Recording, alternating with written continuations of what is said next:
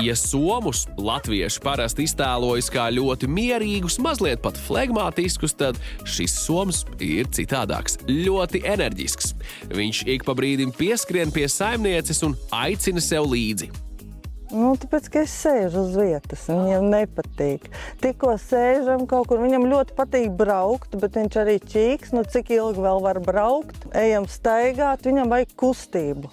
Mēs kaut ko daram, kad dārzā viņš atnāk, noguļās. Pietiek jau strādāt, jā, ejam kaut kur. Dažos šķirnes aprakstos somu špicus raksturo kā labus ģimenes suņus.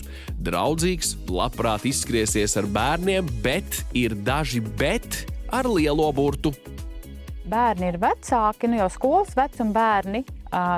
Varbūt šis suns labs kompanjons, jo viņi ir ļoti rotaļīgi. Viņiem visu laiku vajag, lai viss kaut kas notiek. Bet mazāk bērni es neieteiktu, vienkārši šīs te aktivitātes dēļ. Viņi arī ar zobiem var pieķert spēlējoties, un ar mazu bērnu drīzāk nē.